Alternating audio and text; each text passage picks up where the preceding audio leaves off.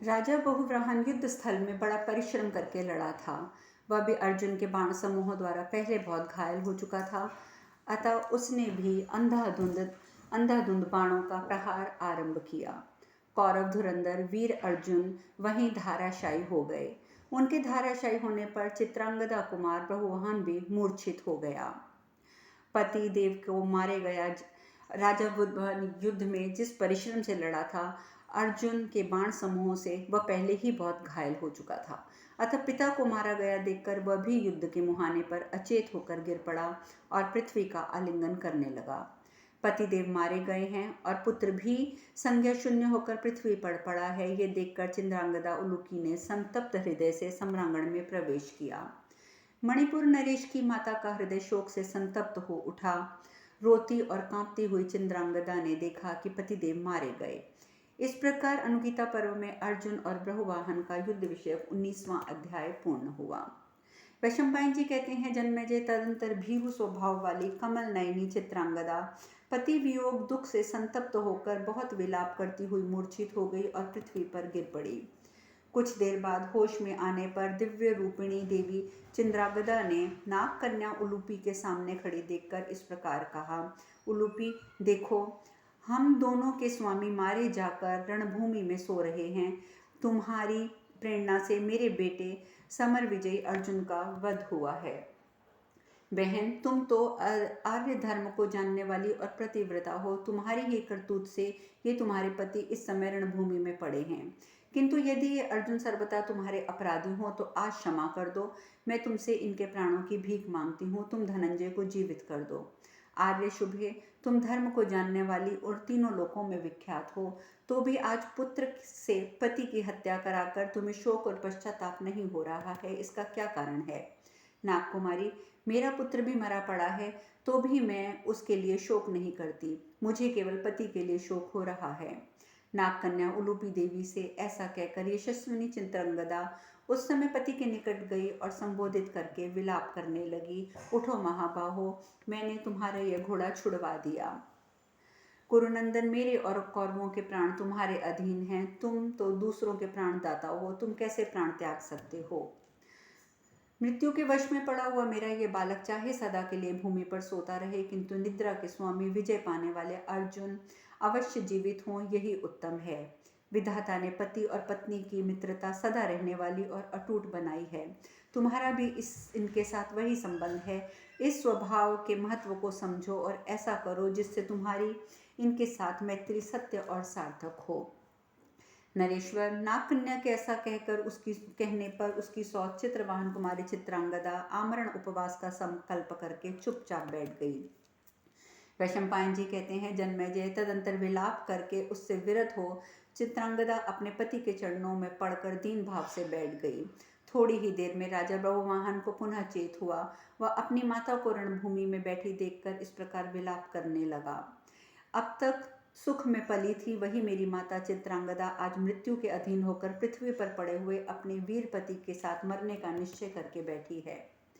चौड़ी छाती विशाल भुजा वाले अपने पति को मारा गया देखकर जो कि मेरी माता चित्रांगदा देवी का दृढ़ हृदय विदीर्ण नहीं हो जाता है, इससे मैं मानता हूँ कि अंतकाल आए बिना मृत्यु का मरना अत्यंत कठिन है। तभी तो इस संकट के समय में मेरे और मेरी माता के प्राण नहीं निकल रहे। मुझे धिक्कार है। लोगों, देख लो, मुझ पुत्र के द्वारा मारे गए करुवीर अर्जुन का सुनहरा कवच यहाँ पृथ्वी पर फेंका पड़ा है। कुरुश्रेष्ठ युधिष्ठिर के घोड़े पीछे पीछे चलने वाले जो ब्राह्मण लोग शांति कर्म के लिए नियुक्त हुए थे, वे इनके लिए कौन से शांति करते थे जो ये रणभूमि में मारे गए। आज पिता की हत्या करके मेरे लिए 12 वर्षों का कठोर तप व्रत का पालन करना भी अत्यंत कठिन हो गया है।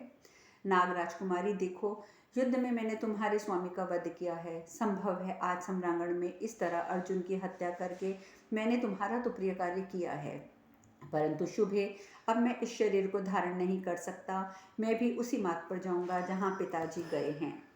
संसार के समस्त चराचर प्राणी मेरी बात सुने। नागराज माता उलूपी, तुम भी सुनो, मैं सच्ची बात कहता हूँ। यदि मेरे पिता नरश्रेष्ठ अर्जुन आज जीवित होकर पुनः उठकर खड़े नहीं हुए तो मैं इस रणभूमि में उपवास करके अपने शरीर को सुखा डालूंगा। ये पांडुपुत्र धनंजय अद्वितीय वीर, महान तेजस्वी, धर्मात्मा और मेरे पिता थे। इनका वध करके मैंने पाप किया है, मेरा किसी प्रकार उद्धार नहीं हो सकता।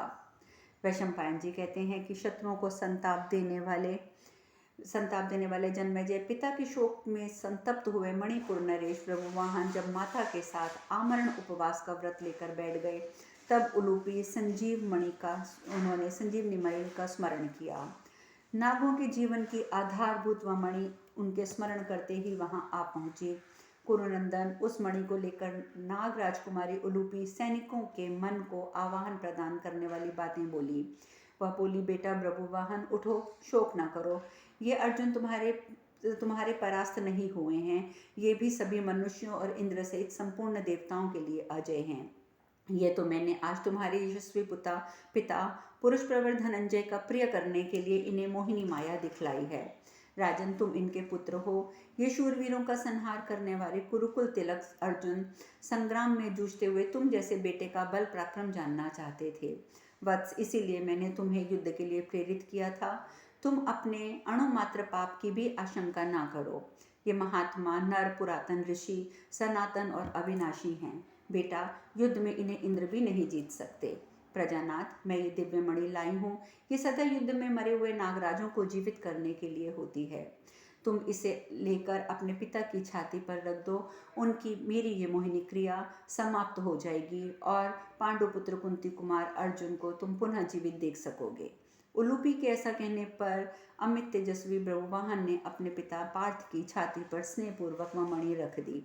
उस मणि के रखते ही अर्जुन देर तक सोकर जागते हुए मनुष्य की भांति आंखें लाल की हुई मलते हुए जीवित हो उठे। अपने मनस्वी पिता महात्मा अर्जुन को सचेत और स्वस्थ देखकर प्रभुवाहन ने उनके चरणों में प्रणाम किया। पुरुष से श्रीमान अर्जुन ने पुनः उठ जाने पर प्राग शासन इंद्र ने उनके ऊपर दिव्य और पवित्र फूलों की वर्षा की। मेघ के समान गंभीर ध्वनि करने वाली देव दुदुम्बियां बजने लगी और आकाश में साधुवाद की ध्वनि गूंज उठी। शत्रुओं का संहार करने वाले मेरे पुत्र, ये सारा सम्रांगण शोक, विस्मय और हर्ष से युक्त क्यों दिखाई देता है? यदि जानते हो तो मुझे बताओ। इस प्रकार कहते हुए अर्जुन ने बहुबाहुन को हृदय लगाकर उसका मस्तक सूंघा। वह आगे बोले, तुम्हारी माता किस लिए रणभूमि में आई है तथा इस नाग कन्या उलूपी का आगमन भी इस प्रकार यहाँ क्यों हुआ है? मैं तो इतना ही जानता हूँ कि तुमने मेरे कहने पर युद्ध किया था, परंतु यहाँ स्त्रियों के आने का कारण क्या है, ये मैं जानना चाहता हूँ। पिता के इस प्रकार पूछने पर विद्वान मणिपुर नरेश ने पिता के चरणों में सिर रखकर उन्हें सारा वृतांत कह सुनाया। इस प्रकार अनुगीता में अश्व अनुसरण के प्रसंग में अर्जुन का पुनर्जीवन विषयक 80वां अध्याय पूर्ण हुआ। अब शेष कथा कल। हरे कृष्णा।